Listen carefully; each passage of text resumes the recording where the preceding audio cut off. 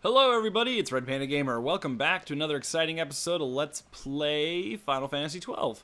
In the last episode, we went through the sewer, and in this episode, we are going to wait until further instructions. Apparently. What's he doing? Trying to go upstairs? So we're supposed to go talk to this guy now. Trying to go upstairs, ain't you? I know. You're hungry. I don't blame you. An empty stomach to make me want to crash the feet too. No, he's trying to hide it. Look here, I'll help you out. Okay, so press square to call the guard. I'll handle him when he comes. Oh, okay. And you make for the stairs. Get too close and he's liable to notice you. Let's give it a try. Hello? So we can call the guard. Now's your chance, get going. And we can just kind of go around. Oh, or not. Okay. I was trying to be more sneaky and going around the pillar, but apparently the game did not like that. Whatever, it works just the same. So this game does do a lot of these cool little interactive beats. Like, I mean, you kind of saw it a little bit with like the Sunstone stuff, but as we go further, there'll be some extra stuff that we can do that you wouldn't necessarily see in a Final Fantasy game before. So what was it that old Delon said? The Signet yearns for Sunstone strength. The light that clouded the way, but there was one more. Or there was more.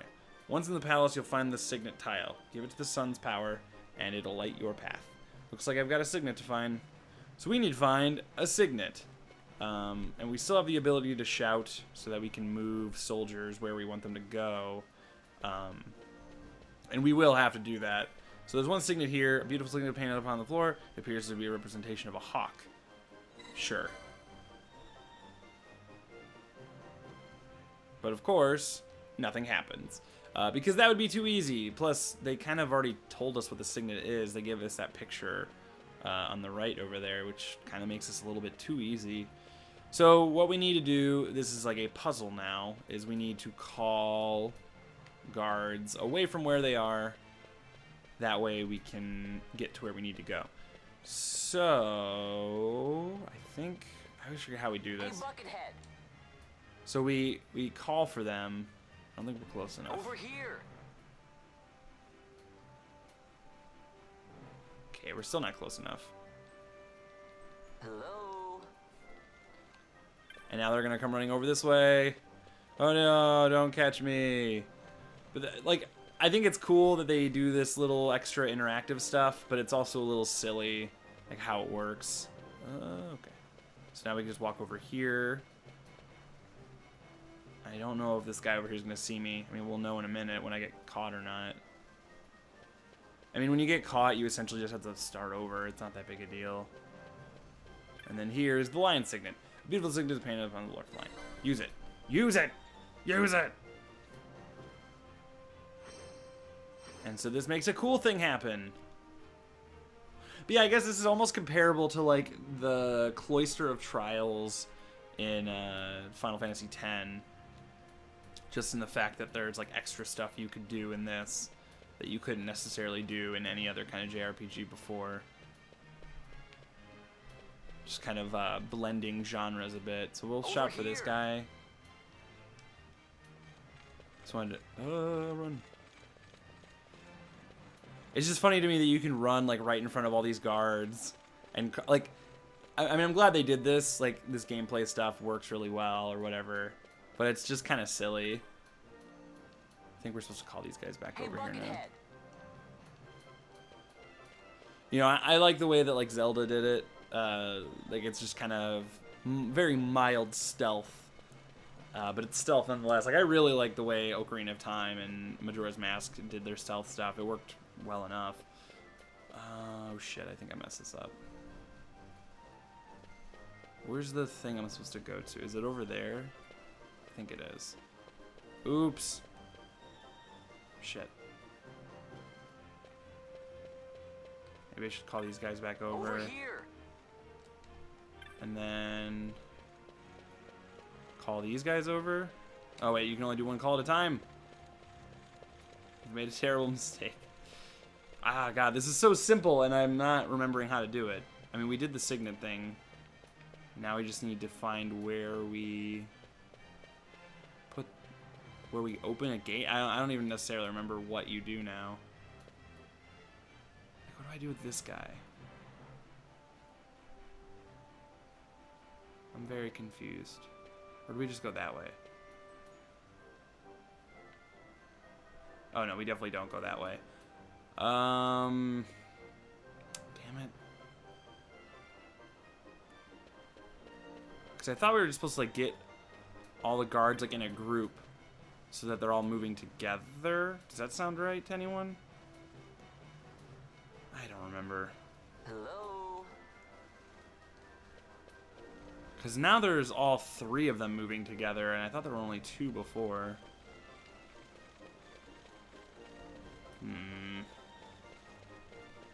So maybe if we call these guys up here. Over here.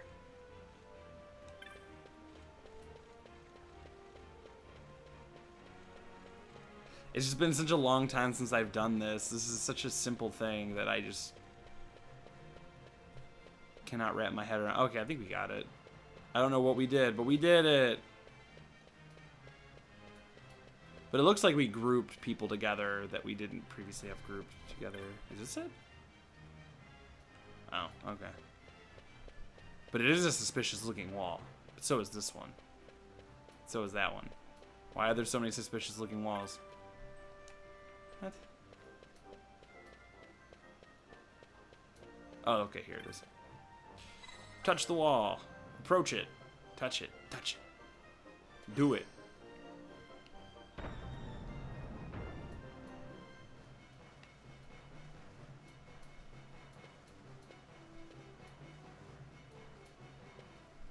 So yeah, like I said, it's a pretty simple puzzle. I'm just stupid. Well, that takes care of the secret passage. Now where's the treasure? Hey, watch it. Guess it's not leaving me much choice. Yeah, door, watch it. Door's a jerk. So we have no map here. We don't know where to go. But it's pretty simple. You just kind of go through here. There's more to this wall than meets the eye. But what is it? I don't know. It's also a door. Wait. There we go. Press the switch. It's a good thing that they made a noise, otherwise they would not have found that. Yeah, this game has some really cool ideas, just with, you know, its exploration and trying to find secrets and stuff like that. I mean, a lot of you seem to agree with me that this game is underrated. I mean, from most of the comments that I've read, most people seem to like this game. Then again, not a lot of people have been watching this series, which, you know, I can't get too upset about, but it's still a bit of a bummer.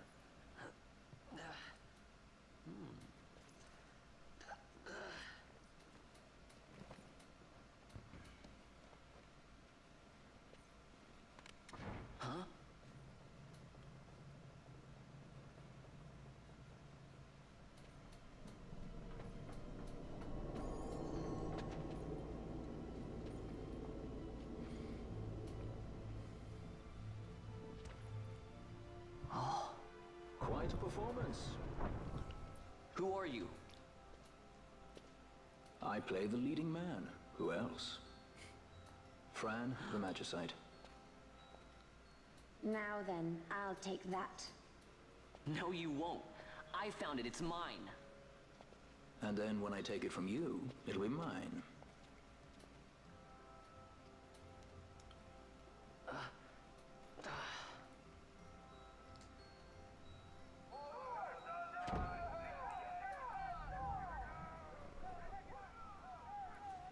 Exit stage right. The gods do not smile on us. I like it better that way. See, we got the goddess Magicite. So he's kind of like Han Solo. Fran, it's Balthier is the guy. Fran is the woman. And Fran, I guess, is Chewbacca. And Van's kind of like Luke. You know, the Star Wars thing is kind of strong in this. I mean, the thing about Star Wars is it's not the most original story to begin with, but I still get some Star Wars vibes off of it, which is totally fine with me because I think the Star Wars movies are great. For the first 3 anyway. The original 3, I should say, not the first, because Episode 1, 2, and 3 are technically the first ones. But I love the first 3 Star Wars, especially the second one. That seamless cut is beautiful.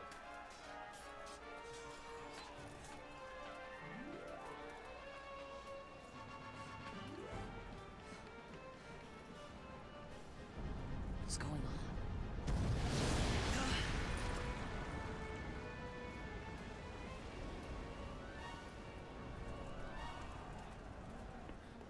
You're freeze, eh? That's quite an entrance. Impeccable timing. If I didn't know better, I'd say they were waiting all along.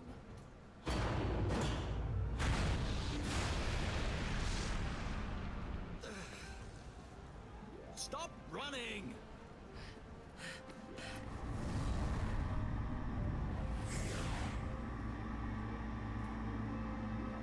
End of the line.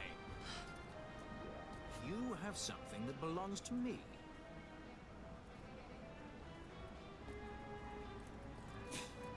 Damn! All this way! Fran, let's move!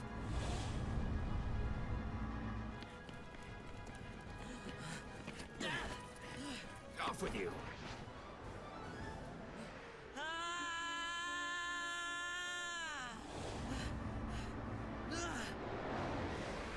Let go of me! Keep this up and I will.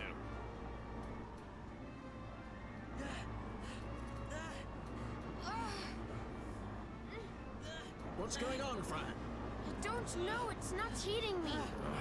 Don't have time for this. I'm slipping! Not good.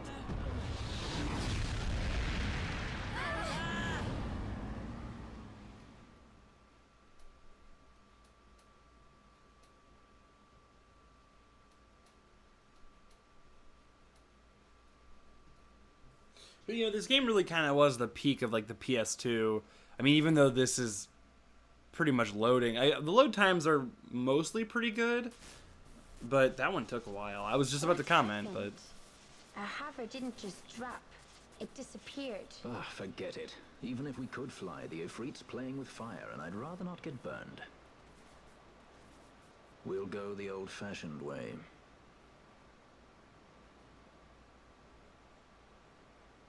Not many Viera where you come from, thief? It's Vaughn.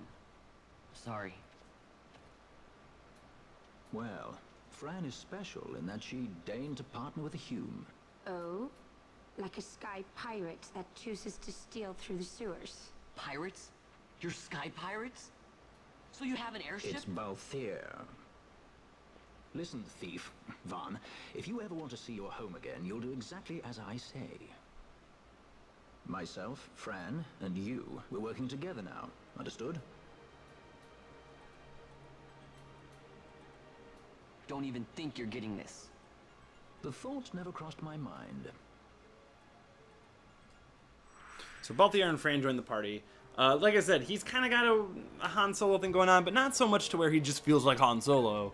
He's his own character enough. Like, he's very suave and he's very okay, maybe he's a lot like Han Solo. I mean, he's more refined than Han Solo, I guess. Han Solo always kind of just seemed like a scumbag, you know? He's a bad man. Whereas Balthier seems a little bit less of a bad man. I don't really know I don't know if I should end the video yet or not, because there's a lot of stuff that's going to be happening in here. Vaughn, there's something I want to check before we set out. As I thought, you don't know much about gambits yet, do you? You know what, I'll just do this gambit lesson and I'll end the episode, because I might as well. Listen carefully, I don't care to repeat myself. For each gambit, you can combine one action with a target for that action. Example, you can arrange that cure be cast on an ally whose HP falls below 50%. Useful that. Of course, one error of judgment, and you could well find yourself throwing punches at the same ally. If you've a good head on your shoulders, it should come easily enough. I fear a more detailed explanation is in order. No! This is the gambit screen. You can reach it from the party menu. To create a gambit, you need only select an action and a target for that action. Here, let me show you. I'll start by changing the action of one of my gambits. So essentially, what gambits are. I mean, I've tried to explain this before, but now whenever an ally gets hurt, I'll toss a potion in his way. Charming, eh? Of course, that's a sure way to go through all a stock of potions, so let's just adjust the target to make sure things don't get out of hand. So it's kind of like a weird, like, form of coding, I get. Like, this will happen when this happens. I mean, it's all, like, cause and effect stuff. Nothing to it, really. You can set a gambit action to more or less any ability you have at your disposal. I really would never recommend using... targets aren't so simple. You'll have to pick up new ones from gambit shops. So that's one of the things I don't like about gambits is the fact that you have to buy stuff to make them useful. Or you have to buy more gambits, which I think is really annoying, but oh well. So I prefer to have an attack gambit first.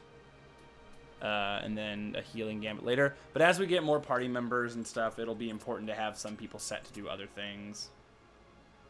But I'm not going to read all that. We're like to come across new actions and targets, so don't be afraid to experiment with new gambit combinations. But don't put all of your faith in any one combination. With each passing day, the world finds new and exciting ways to kill a man. Be flexible. If you find yourself up against beasts that don't take well to fire, create a new gambit to cast fire on nearby foes. Likewise, should we face a creature that uses poison, a gambit to cast poison on poisoned allies just might come in handy. A bit much taken, don't let it worry you, you're in good company. Yes, these sewers are thick with the bones of others who had similar difficulties. Well, similar difficulties. So now we can mess with gambits. Let's be off then. And when I first played this game, like years ago, I didn't really care about gambits at all. But gambits are pretty important. Which is probably a big reason I struggled probably as a kid with this game. So I'm going to change this. So the first aid is, I believe, a quickening that Balthier has. And they're both higher level than me by 1, but whatever. So like I said, I prefer to have attacking first. And, you know, we can have him attack with different stuff, but he only has, you know, he doesn't have a lot of that stuff unlocked. And then we could switch first aid to whatever else, but I don't want him to just use it anytime anyone gets hit. That's kind of insane. I usually stick this stuff... Oh, this is all we have, isn't it? Oh, well. I usually like to have it at 50%, but that's something we have to find still. So, Fran, she first will target the leader, whoever I'm targeting, and then after that she'll attack whoever's nearest. I'm actually going to give myself a gambit, another gambit. It'll be an attack gambit just for nearest visible. That way I can attack. There we go. That way when I'm done killing something, it'll automatically target something else. I'm gonna start going through here, and then I'll probably end the episode because I forgot to start my timer, and I have no idea how long this video's been on. So whatever. Insurgents. Most like they thought to take advantage of a lax watch at the palace while the fate's on. To feed the good consul a length of steel for his supper. I should think Vane used to such hospitality. Clever. He used himself as the bait to draw them near, and then sent in the air brigade. A fine bloody banquet. I dare say I've soiled my cuffs. If a dungeon's waiting for us at the end of the night, it had best have a change of wardrobe.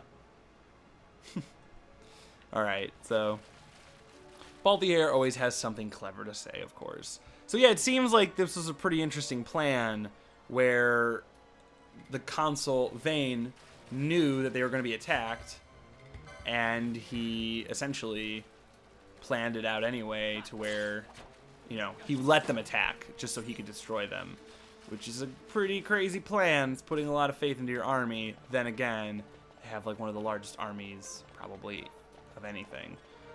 So I think now we're just kind of navigating back through the sewer the way we came. At least that's what it looks like to me. I really don't need to fight all these dire rats, but I'm going to anyway, because why not? But they both use, Balthier and Fran, they both use long-range weapons, which, like I said, is very useful for a couple of reasons, but specifically, it's useful in the fact that they can kill from far away, and they can avoid being attacked. But I don't really remember what... There are some...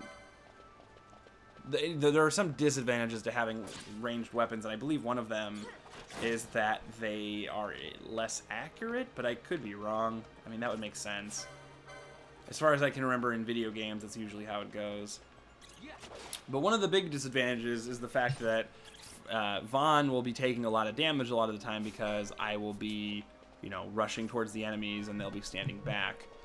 But that's okay. I mean, I just need to make sure he has full health. And I mean, that's kind of the cool thing about long-distance weapons is you can kind of form your own strategies around them. So now you can see, like, because of the gambit, Vaughn automatically targeted the next enemy rather than I had to select the next enemy. So even having gambits on your main character can be really, really useful. But if for some reason you don't want him to do that, you can turn his gambits off. But the other reason gambits are good to have is because if for some reason you switch whoever the party leader is, which means whoever you're playing as, you can rest easy knowing that he'll do pretty much what you want him to do. Because when your character dies, you automatically switch to someone else, and I'm sorry, I'm trying to figure out what the hell's going on right now. Nothing really is going on. I'm just playing. But when you die in this game, you become just somebody else, or you select who your leader is, and then you can bring back that character to life, but you don't necessarily switch back to them, which is fine. But that's why it's important to have gambits set on your leader, or whoever you're currently playing as. But I usually try to stick to... It's kind of weird, but like based on like the story, I try to play as whoever kind of the main character. I mean, Vaughn... yeah, never mind. I won't really get into it. But Vaughn isn't necessarily the main character, like as you would consider it. Oh, we have a Gigantode over there. That's a new enemy. And I thought they were weak against... I know they're weak against some elemental attack, but I'm not sure which one. So I don't know why Balthier isn't using his gambit to heal me. Oops, that's not what I wanted to do. How did I do that? Shit. I didn't mean to do that. I mean, I know you can do... I didn't even know you could, like, quick change that. So essentially just... there we go. Whatever. Yeah, I don't know why he's not using... Oops. Techniques. First aid. 1 HP critical ally. Because I'm definitely below 70%. So I wonder why he's not using... Maybe it's because that's set to second? I mean, I don't feel like that would really matter. I mean, I'm definitely below 70% HP. Oh, well. So these Gigantodes, they're much stronger enemy than really anything else around here. I mean, they, does 20 damage, but you're going to want to fight them anyway because we're going to want the experience for what's coming up next. And they're really slow, so you really won't have much trouble taking them out. But whatever, if he's not going to use his technique, then I'm just going to go ahead and use my magic. Techniques, I don't remember. I'm pretty sure they use... Yeah, they use MP. But I'm not really sure why he wouldn't use first aid to help out. I guess because he's a jerk. So I'm going to wait for them to get their attack up. And then I'll go after them. Because see, the nice thing is, if you have them attack first, the enemy will try to get over to them. But depending on the enemy, they might be really slow. And then with your melee characters, you can kind of block them off or slow them down. That way, they have to shift whatever they're aiming at. So I want them to attack the bat. Because I don't want to fight those Gigantodes yet.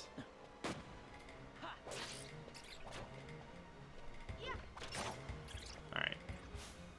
So let's go ahead and attack them. Are there 3 of them? Oh no, there's 2. But there was also...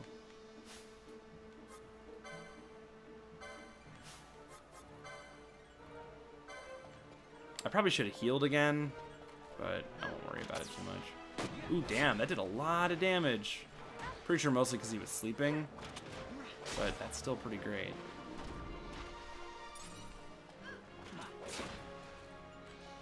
Oh, jeez, that bat's targeting us now. Or targeting me. I'm gonna heal. I don't want to die. Oh, wait, no, now. Oh, okay. So now he's healing me. Weird. Oh, wow. Not very much, though. Fuck. That's fine. So I guess it doesn't work. I don't know why they said 70%. It seems like it only really works when it's critical. I mean, that's the description that it says for first aid, but it didn't seem like that's what he was doing. Whatever. And actually, can she use cure? Yeah, 'cause she has black magic and white magic. So we should set up a gambit for her to use that stuff, because that would be really useful. Also, as you go further, people get more gambit slots, but as of now, they only have like 2. So I'm gonna just have Fran target the nearest visible enemy, because that's just easier. And I'm gonna have you heal anyone at 70%. Don't attack somebody at 70%. That would be a little crazy. So she's probably gonna go ahead and heal everyone now. And that's fine, like, we'll be moving around enough and she'll be able to restore her magic power. But yeah, gambits are super useful. Like, I distinctly remember not giving a single shit about gambits, like, when I played this, when it first came out. Like, I never used them, which is unfortunate because I can already tell that they will make a huge difference during the battles. Because it can be really difficult to kind of monitor what everybody's doing, especially when it comes to using magic. But like as we go further, like we can get them to do some pretty crazy stuff, like, oh, you know, make sure you're curing anyone of blindness if they become blind, you know. Like, I mean, that sounds simple, but it's way easier to have them do it automatically than have you tell them to do it. But I'm gonna actually end the episode for now. We're about to get into something a little crazy, so I'm gonna put you on a cliffhanger, if you will. And guys, thanks for watching this episode. Be sure to like the video. It helps out a lot. I hope you're all still enjoying the series. I know I'm having a lot of fun with it. And yeah, comment down below. Thanks for watching, guys. See you guys next time in the next video. So long.